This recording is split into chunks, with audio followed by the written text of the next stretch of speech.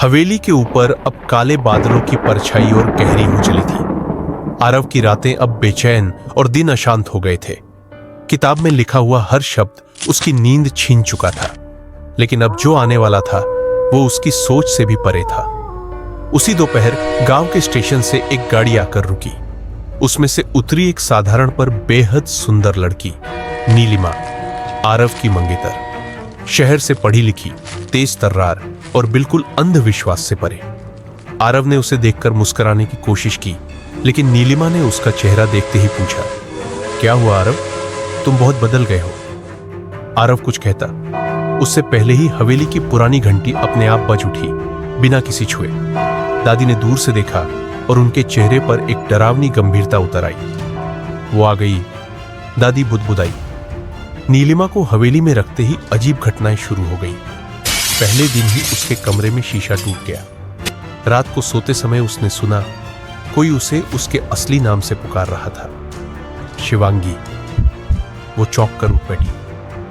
कौन है शिवांगी? ये नाम तो मेरा नहीं। सुबह हवेली के आंगन में उसकी चुन्नी उलझ गई, एक पुरानी लकड़ी की खूंटी में। उसे हटाते समय उसने देखा खूंटी पर उभरे नाम थे। एक नाम चमक रहा था, शिवांगी नारायण, 1884। नीलिमा ने जब आरव से पूछा, उसने बात टाल दी। लेकिन उस रात हवेली के बाहर किसी ने उसकी मांग में सिंदूर भरने की कोशिश की। नीलिमा चीख पड़ी। जब आरव भागकर वहां पहुंचा, उसने देखा उसकी मांग लाल थी। ये किसी ने जबरदस्ती। नीलिमा कांप रही थी। आरव अब चुप नहीं रह सकता था।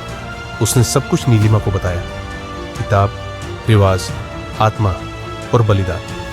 नीलिमा हैरान रह गई, लेकिन वो डरी नहीं। अगर ये रिवाज सच है तो मैं उसे खत्म करूंगी। कोई आत्मा मुझसे मेरी पहचान छीन नहीं सकती।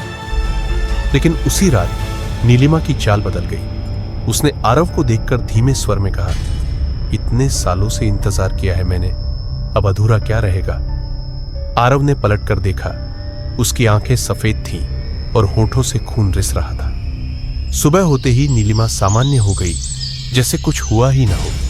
लेकिन आरव जान चुका था, नीलिमा अब अकेली नहीं थी। वो रूह अब उसके भीतर समा चुकी थी।